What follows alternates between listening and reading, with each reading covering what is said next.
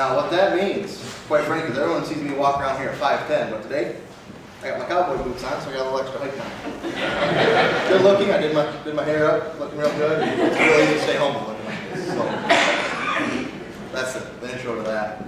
I also have a little bit of a guideline, so I'm not sitting here for 4 hours. Otherwise, John will have to cater in lunch. And we don't want that. What do we got? So I'll do that. That's easy. Now, what I'm going to do today is similar to what Jerry did, which was great leading into that. Is I'm going to go over kind of the theme of how I've seen different scriptures and different people that from the Bible that I've seen act out in my life. And one of the scriptures that I'd actually like to read beforehand comes from 1 Corinthians 12, 4-7. It says there are different types of gifts, but the same Spirit distributes them. There are different kinds of service, but the same Lord. There are different kinds of working, but in all of them, and in everyone, is the same God at work. Now to each manifestation of the Spirit, I give for the common good. Now, as many of you know, John and I work out frequently and whatnot, and we've talked on a bunch of different things. But this topic kind of came up just briefly, and I think I really struck a chord with him. He's like, he did. He asked me, would you be willing to share that? Sure, why not? What's worse that'll happen? And I call it 3 G's and me. And what you see up here on the board, which I'll walk over here, is this guy right here. You notice he doesn't look like your average young, strapping soldier. Looks like an older gentleman. I met him on my tour in Afghanistan. I'm a two-tour combat vet. I've been to Iraq and Afghanistan. Two totally different experiences. And in Afghanistan, I really wasn't at a point in my life where Christ was really the center. I guess you could say, like, I didn't have ducks row or a pond. I had squirrels, and they were at a rate. They were like, I didn't know what was going on. But one of the things I did in Afghanistan that was kind of unique is I didn't work directly in the infantry line unit. What I did is I worked as security. I actually was qualified to work with military working dogs. So what that would be is we'd go out on patrol, and the dog would smell if there was a bomb or anything like that, so we could get out of there.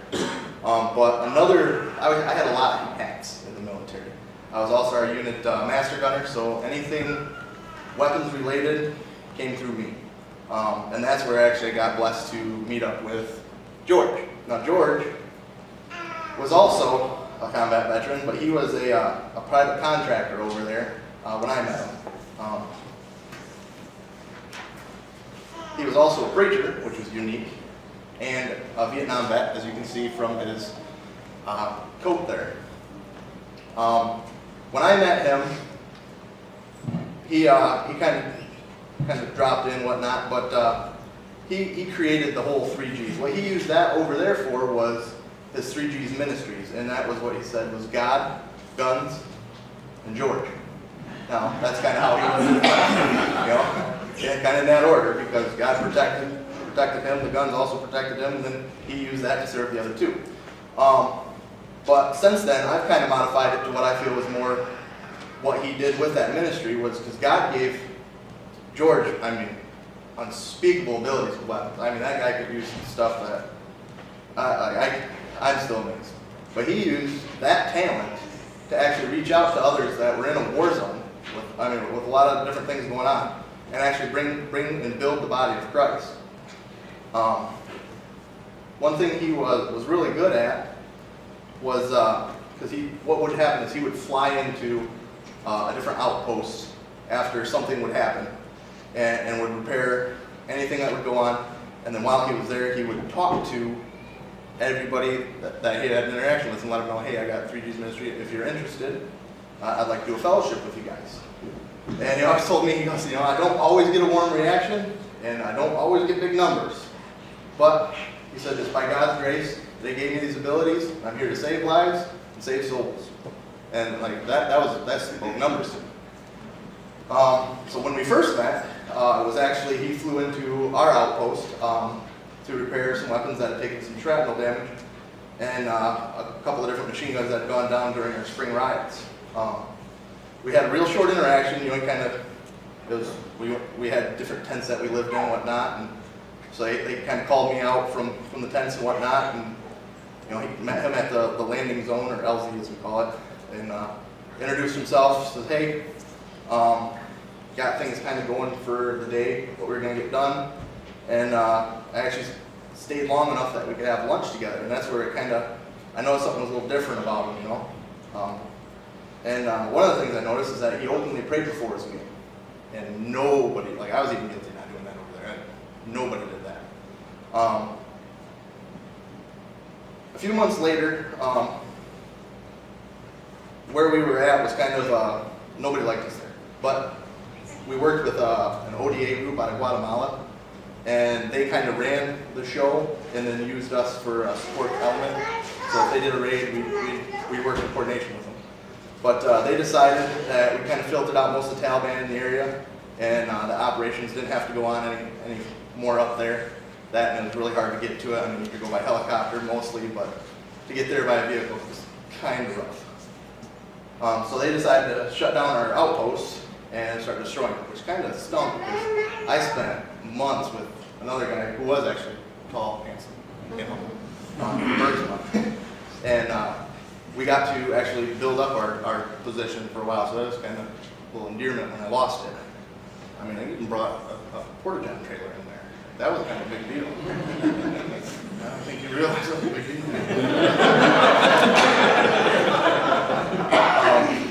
But at that time, we started tearing it down, you know, getting ready. I mean, we lived in tents, so it wasn't too terrible. But we got that all torn down, and then they split up our unit to be absorbed through all that other, what we call FOBs, or Forward Operating Base.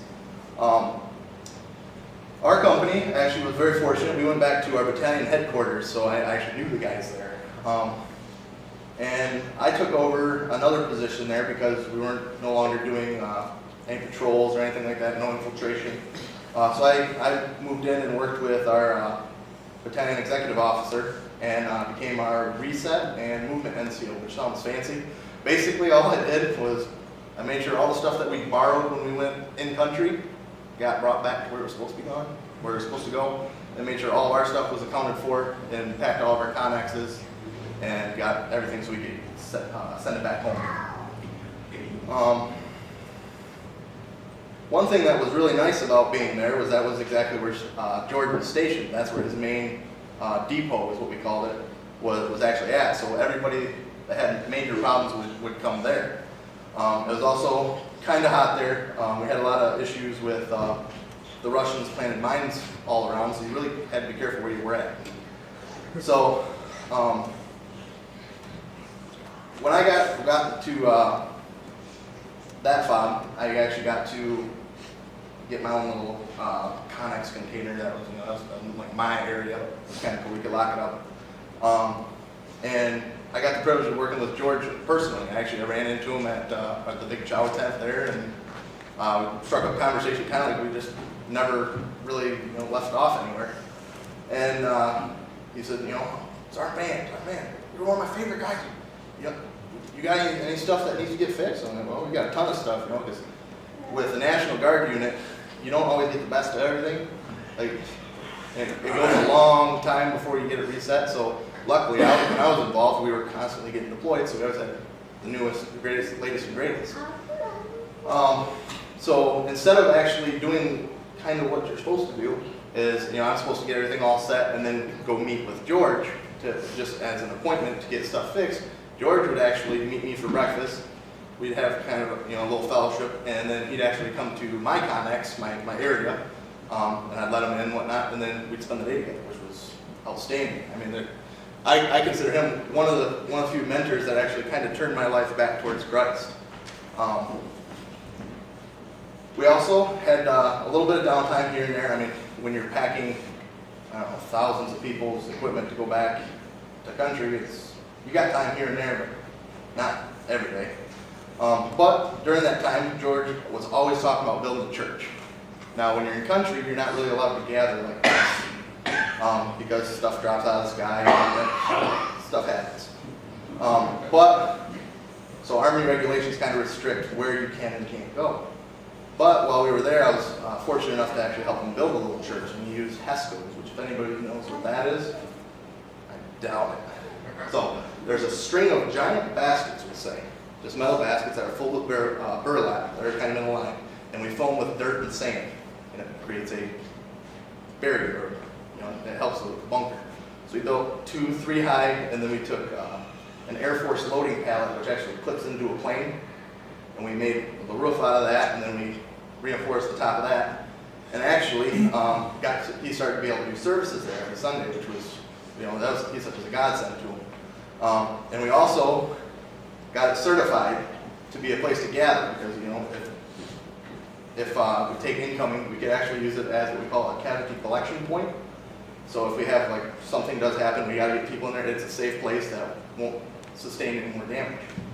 Which, that was kind of a big, like, stake, putting our stake in the ground over there for me and with George there. And other than that, George was just a regular guy, but he used his God-given gift and talent, and he developed it. This guy, his accreditations were this long, but that wasn't his whole bragging, his whole purpose there. He used his everyday life to bring people to God. It wasn't, hey, I go to church and I invite somebody and then I go back to old me. George was George 24/7. And he spoke the Christian life, and when he needed to, he used words. That was pretty much it, like you could tell. But that's only half of it, because you notice there's 3 G's and then there's me. And that's where the problem came in a little bit. And I'd actually like to read another scripture here that's kind of, I see it play out here. And it's not everybody's gift is speaking, everyone has their own talents, And in Romans 12, it even says it. 12, 6 through 8, it says, we have different gifts, according to the grace given to each of us. If your gift is prophesying, then prophesy. If your gift is serving, then serve. If it is teaching, then teach. If it is to encourage, give encouragement. If it is giving, then give generously. If it is to lead, do it diligently. And if it is to show mercy, then do it cheerfully. Let's get the spot here. So one of the things, like when I was growing up, was I grew up in a Christian family. We went to a church, same church as John actually, and I knew a man named Joe. And that was another man who was a lot like George. And he met him at coffee, and he didn't hang out with all the great highest grace. He hung out with us. Yeah, that's the best way to put it. But he was another one. You could tell, Joe was a man of God. And he put him into my life to kind of start that little spark. Like I said, when you're dealing with me, it's kind of like squirrels, and they just kind of go everywhere. So that was kind of my relationship with the Lord. It was kind of, and we're back. So what I kind of wrapped the second part around was is actually a parable in Matthew. And now I know the story is about gold, but quite frankly, I think our talents are kind of, God's gift in the kingdom is kind of going to be gold. So the parable of the bags of gold is in Matthew 25, starts at verse 14. It says, again, it will be like a man going on a journey, who has called his servants and entrusted his wealth to them. To one he gives 5 bags of gold, to another 2 bags, and to another he gives 1 bag, each according to his ability. Then he went on his journey. The man who had received 5 bags of gold went at once to put his money to work and gained 5 bags more. See also, the one with 2 bags of gold gained 2 more. But the man who had received 1 bag went off, dug a hole in the ground, and hid his master's money. After a long time, the master of those servants returned and settled the accounts with them. The man who had received 5 bags of gold brought the other 5. Master, he said, you have entrusted me with 5 bags of gold. See, I have gained you 5 more. His master replied, well done, good and faithful servant. You have been faithful with a few things. I will put you in charge of many things. Come and share your master's happiness. The man who had 2 bags of gold also came. Master, he said, you entrusted me with 2 bags of gold. See, I have gained 2 more. His master replied, well done, good and faithful servant. You have been faithful with a few things. I will put you in charge of many things. Come and share your master's happiness. Then the man who had received 1 bag of gold came and said, Master, I know you are a hard man, harvesting and you have not sown where you have not sown, and gathering where you have not scattered seed. So I was afraid, and went out and hid your gold in the ground. See, here's what belongs to you. His master replied, you wicked, lazy servant. So you know that I harvest where I have not sown, and gathered where I have not scattered seed? Well then, you should have put my money in deposit with the bankers, so at least I would return it with interest. And on that note, sounds terrible part of the Bible, but with what you're given, if you use that gift, it's compounded on. And there's another verse that really, I think, hits that too.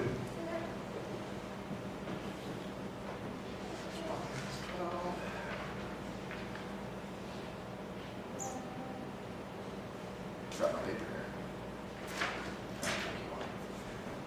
Anyway, so the gifts that you were given, if you actually grow and develop them for the use of the kingdom of God, you will be blessed. I feel that in my heart.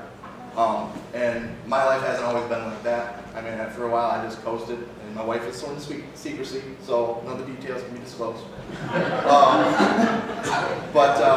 Actually, when I came back from Afghanistan, I had that short little walk with the Lord, with George and whatnot, and he didn't ask to save me or anything. He asked if I was saved, but I kind of went from that back to the old me.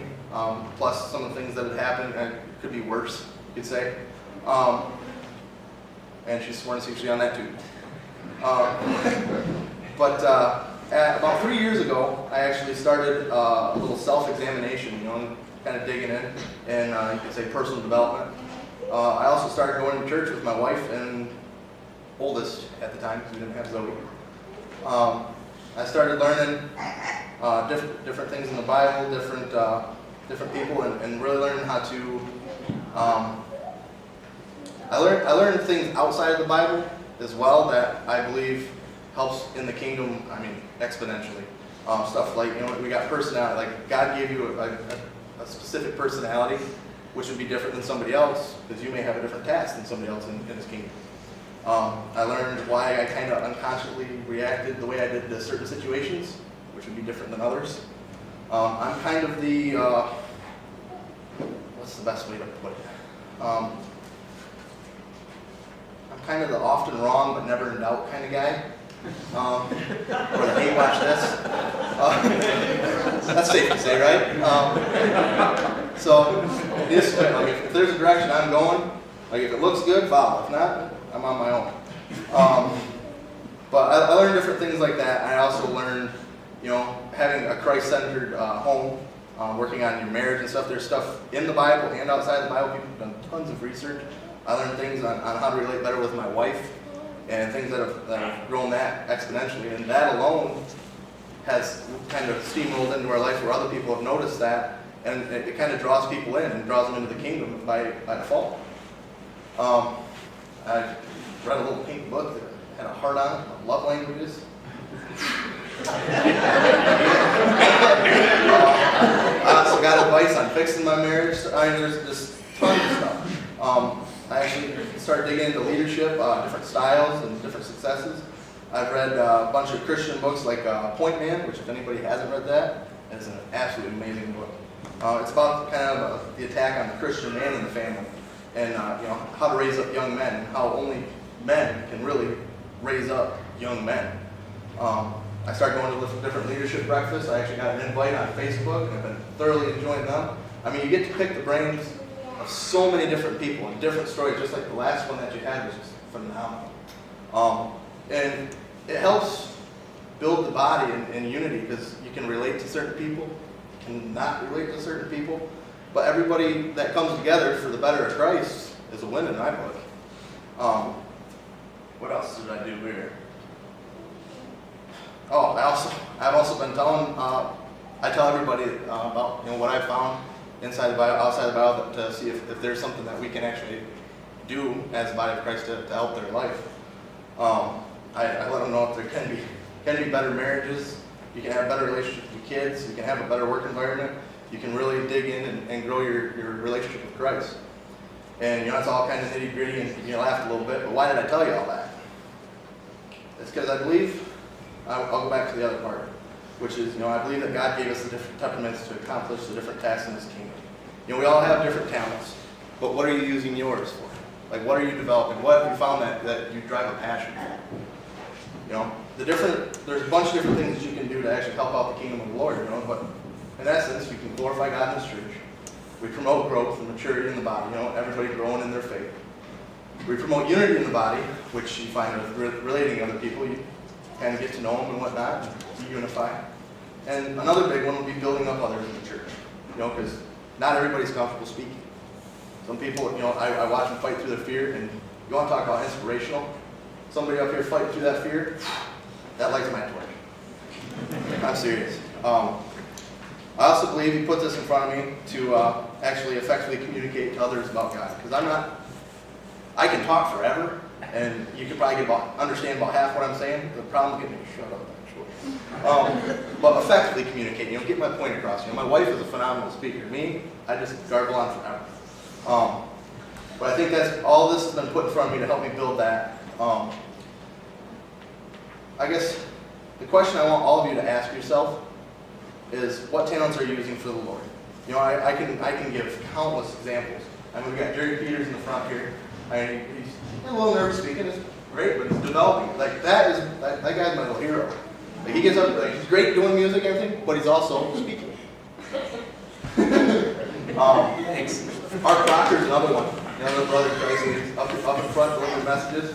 Like, stand too for that, for sure. And not everyone's speaking. We got cookies, and others make thousands of cupcakes, and we got musical abilities. We got talents on the piano. I can do a little number on the piano, but it's glad we've got talent. But we got other people's. We got John. Like you said, you're great at building relationships. But you're obviously a polished speaker. You've got time and time. Like, everybody that's starting out and building their ability always compares himself to the finished product. But they had to start somewhere. You know what I mean? So, those talents that we're using for the Lord, keep developing them, keep picking them up. And I don't want to offend anybody by not listing them and stuff like that, but we would have to call them lunch if I started doing that. You do great, phenomenal works. Larry's up here singing. But I'm going to end this message with a scripture, and then I'll get down up here to pray. Okay.